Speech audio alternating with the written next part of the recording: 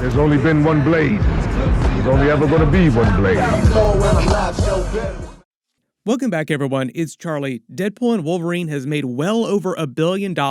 It's made more money than Captain America Civil War. And now Ryan Reynolds is using that clout that it gives him inside Marvel to get a new Blade movie made for Wesley Snipes. Currently, that new Mahershala Ali Blade movie has been stuck in development hell for years now. Even Beau DeMayo, the disgraced former showrunner of X-Men 97, has been spilling tea left and right, explaining that at one point he was hired to write a version of that movie. He leaked the entire plot of what his version of the Blade movie was going to be. I'll explain it later during this video because it does sound pretty wild. So Marvel's been in complete chaos with the Blade character the last several years. In comes Ryan Reynolds now with his own idea for a Blade movie for Wesley Snipes. So we'll break it all down. If you're brand new to the channel, be sure to subscribe to get all the videos. Big reminder, Supernatural World of Marvel, the Agatha episodes start this week. I'll be doing videos for those, so be sure to enable alerts for my channel so you don't miss those. That's going to be them slowly bringing Scarlet back over the course of a couple different series and then movies. Blade is tied to a lot of the supernatural plans that Marvel has going forward, like Midnight Suns is a big crossover team-up project they're working on for those characters, different from the Avengers movies. I'll explain some of those later in the video, but based on how much money Deadpool and Wolverine has earned now, I think most people on the planet have seen the movie, but just in case, careful for spoilers for the film, because we do need to talk about some key things that happen with the characters, particularly Wesley Snipes' Blade. As you all saw in the trailers, even if you haven't seen the movie, you would have seen in the trailers that they released, they brought back Wesley Snipes as a version of his Blade from the Blade movies, saying that those took place in a totally different universe, separate from the Fox X-Men universe. Those Blade movies were made by New Line. They played it fast and loose which universe everyone came from, but for the most part, they said all the major characters came from their own universes, with exception to like the X-Men characters that all came from the Fox X-Men universe. If you really want to get into the weeds on that kind of stuff, Elektra, for instance, came from Ben Affleck's Daredevil movie, then had her own spin-off movie, but those are made by Fox, so theoretically you'd think that they would come from the Fox X-Men universe, because usually when we talk about Fox Marvel movies, we talk about them all being from the same universe. The movie did not do that though, like they explained that Elektra came from a completely separate universe different from the Fox X-Men universe. Channing Tatum's Gambit was the other exception to this rule. He was saved from the void by someone with a sling ring at the end of the movie as opposed to the TVA. This is like a deleted scene from the post-credits that Ryan released. All because he had no universe to go back to. Even though he would have gone to the X-Men universe had they have made his movie, it was part of the joke of his character during the film. There were a lot of moments clowning on the fact that he had no universe to come back from because they never did make his movie. They call me the Gambit. Do they? Are you sure you didn't just really want them to, but it never quite worked out? But at the end of the movie, most of the variants, like Wesley Snipes' Blade for instance, all got sent back to the original universes that they came from by the TVA. Loved him in the movie. Wesley Snipes was great action scenes, and great jokes too. After the movie came out, Ryan Reynolds then posted that he was trying to get Marvel to make a new Logan-style send-off movie for Wesley Snipes, all because he never got that chance in the original movies. I was not expecting to see you here. Thought you were, retired. If you don't remember, way back in the day, after the Blade Trinity movie, they just decided they were going to move on with the character. They wanted to do a Blade TV series that was on Spike TV. You do not have to watch that if you haven't seen it, but if you have seen it, raise your hand in the comments. There was actually a little while when we thought that version of Blade, the TV version of Blade, was going to be in the movie, but it wound up being a variant of Bullseye instead. That's who this guy was. He was a Bullseye variant. And at the time, the studio didn't want to pay for another Wesley Snipes' fourth Blade movie, like, we're done with you, basically, kind of situation. And if you don't remember that era of Marvel movies, or you weren't around yet, like you weren't born yet, or you didn't have a chance to see those movies, Blade Trinity featured a very young version, early superhero version of Ryan Reynolds as Hannibal King from the Marvel Comics. There was a ton of drama on the set of that movie while they were making it. It was reported by wildly in the press, like it became a real big thing. Ryan Reynolds specifically calls it out in some of the jokes during Deadpool and Wolverine, where he says Blade never did like him. I'm already in the void. I'm not trying to get canceled again. I don't like you. You never did. He's not lying. That's a very accurate statement. On the set of Blade, Wesley Snipes famously went full method actor, meaning that he stayed in character as Blade throughout the entire filming of that movie. It was really serious. He was really hardcore the whole time. And Ryan Reynolds and the other actors, a lot of them comedians in their own right, mostly known for doing comedy movies, tried to get him to break left and right in scenes. Wesley Snipes did not appreciate that, as you can imagine, so it led to very, very tense sets. So for a lot of time after the movie came out, a lot of the press were reporting that Wesley Snipes and Ryan Reynolds hated each other for all the drama that went down on the set of that movie. The way that they both told the truth of the story recently is that neither one ever had any beef against each other, and if they did, it was water under the bridge many, many, many years ago. The way that Ryan Reynolds told the story, he said that he cold called Wesley Snipes after 20 years and sort of pitched him the idea of bringing his Blade character back.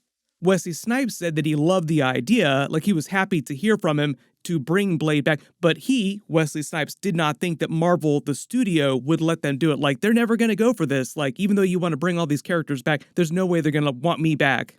He figured that Marvel didn't really care about his Blade movies or bringing him back at all, which makes it sound like he had not secretly been talking to Marvel about coming back in Mahershala Ali's Blade movie, like Marvel was not even considering bringing him back in that. Which feels like a huge omission, like why wouldn't you even think about bringing him back at some point? Ryan Reynolds calls Wesley Snipes the godfather of both the Fox Marvel universe and the MCU because in his post here he says neither one of those would exist if that first Blade movie had not blown up as big as it did in the 90s, and he is correct in that.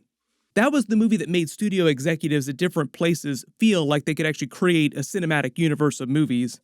Ryan Reynolds' version of a Blade movie for Wesley Snipes would play out more thematically like the Logan movie, the way he calls it a send-off style movie. Deadpool and Wolverine brought him back, then saved him at the end of the film to clearly set up the concept that he was out there in the multiverse active, ready to return in future movies at any time. Like, hey, call me anytime, I'm ready to come back again. That was also the reason why they saved Gambit, the whole reason for that Gambit post-credit scene, so that they could bring him back again. That's why he's smiling when he's seeing the sling ring portal open in his eyes, like, aha, I'll be back. So when he's talking about a Logan-style send-off movie for Blade, you have to remember that the Logan movie did kill off Hugh Jackman's original Wolverine character from those X-Men movies. It was a big joke during Deadpool and Wolverine. They clowned on it hard. You also have to remember that he's talking more about a Blade movie in the tone of Wesley Snipes' original Blade movies, so it wouldn't be like him doing another Blade movie with Deadpool in it, with a lot of Deadpool-style comedy, or even his Hannibal King coming back. He said a long time ago he'd never wanted to come back as Hannibal King. So it'd be a smaller, self-contained, more serious movie like the Logan film was, which I think is the right way to go.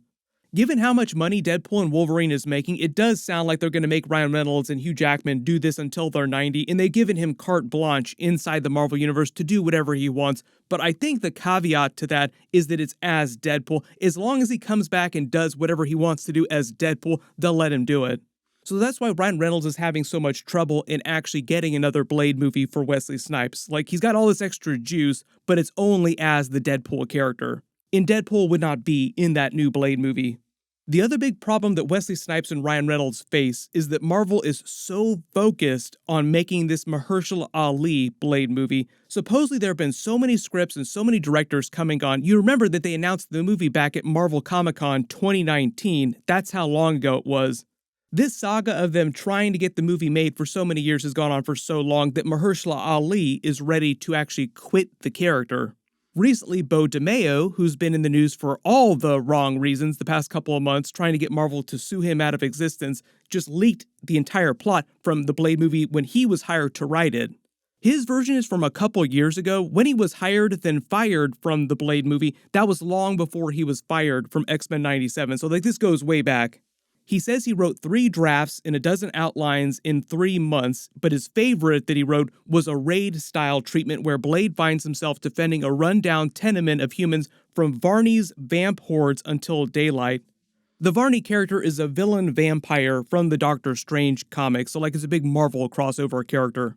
He says the entire movie takes place over a single night, and he learns from one of the tenants, Jericho Drum, also a Marvel character, that Varney's attacking them because there's a female tenant also living there who Blade kind of fancies, as he calls it, like she becomes a love interest in the movie, has been magically impregnated with Lilith by the other tenants who are secretly Darkhold cultists. More Darkhold talk, where we got into that during Doctor Strange Multiverse of Madness during WandaVision.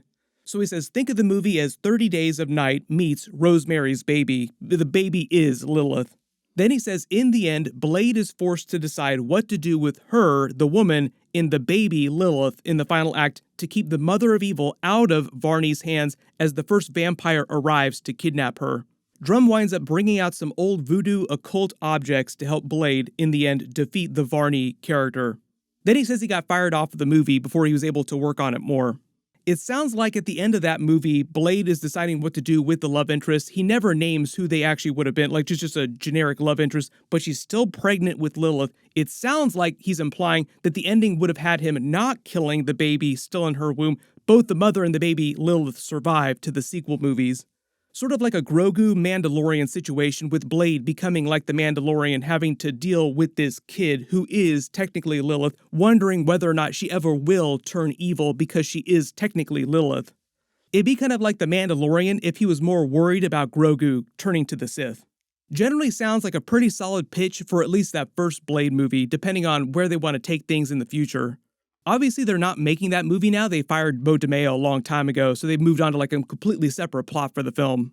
And if Marvel does refuse to make Wesley Snipes his own Blade send-off movie, they should at least just make him a bigger part of the Mahershala Ali Blade movie. Or at least bring him back as a bigger character in Secret Wars, which we know will be a multiverse movie. The only problem with that is that Secret Wars is already such a big movie with a billion characters, you can't really do a character justice unless he's one of like the top 5 characters, and in the case of Deadpool and Wolverine, Wesley Snipes was one of those main characters, but it sounds like he would not be during Secret Wars. The other problem here too, Deadpool clowns on during Deadpool and Wolverine, saying that they're getting all tired of the multiverse here. Marvel's slowly trying to move past that by the end of Secret Wars. And if you bring Wesley Snipes' Blade back in the Mahershala Ali Blade, you have to do it as another multiverse kind of story, and it sounds like Marvel does not want to do that. Like they want Mahershala Ali's Blade movie to be more of like a single universe, more self-contained kind of story, connected to other supernatural characters, but from the MCU, not from other universes. Their whole plan for Mahershala Ali's Blade character is that he was going to be one of the leaders of like a Midnight Sun style team up with characters like Ghost Rider, Moon Knight, other supernatural characters inside the MCU that you wouldn't necessarily see inside an Avengers movie, like Werewolf by Night, for instance. So Marvel has all these big plans for the Blade character, but they were specifically for the Mahershala Ali version of Blade. So it does kind of feel like the only way to give Wesley Snipes a Logan-style Blade send-off movie would be to do it as like a small, self-contained kind of thing in his own universe that does not cross over with like a bunch of MCU characters. I would be totally fine with that, even if they want to do a short film, like just do something, give him something. Way back in the day, if you don't remember seeing the movies, on the DVDs they released some deleted scenes. There were all kinds of connections that they were setting up with other big Marvel characters. For instance, there's a whole alternate ending for that first Blade movie where he winds up seeing Morbius. Morbius was going to be in Blade 2 at one point. This is kind of like a deleted post-credit scene, so they would have gone full Morbin time in Blade 2, but I think that was before they hired Guillermo del Toro to do it, and he wanted to do a completely separate type of Blade movie, different story, so that's why Blade 2 looks so different from Blade 1. But I do feel like if you're looking at Wesley Snipes' Blade trilogy, the first Blade movie is still the best one. That's probably one of the reasons that's held Marvel up for so long trying to make this new Blade movie. They don't want to make it if they don't think it's going to be better than that first Blade movie. Everybody let me know in the comments, how do you want Marvel to handle Wesley Snipes' Blade going forward? Like, obviously they're probably going to try and bring him back for another cameo at some point, but how do you want them to give him a Logan-style Blade send-off story? Really, really cool to see Ryan Reynolds try to use all the juice that he's been given with the success of the Deadpool character to try and help other people from early in his career. Like, that was a big step up for him when he was in the Blade movie. That's really how you should do it in Hollywood. Like, somebody else helps you early in your career, then when you become the big star later on, you help them. There's a bunch of big stuff coming up. Like I said, lots of Scarlet Witch stuff happening in the first couple episodes of Agatha. Be sure to enable alerts for my channel so you don't miss those. My video for those should post Wednesday morning. The other big thing that's happening this week is the Penguin series over in the DC universe. The Robert Pattinson Batman universe is also starting. I'll be doing weekly videos for that as well. There were 1 billion deleted scenes and alternate endings from Deadpool and Wolverine. Click here to learn about some of them, and click here for my Thor video and learn why he was crying during that movie. Thank you so much for watching, and I'll see you guys in the next one.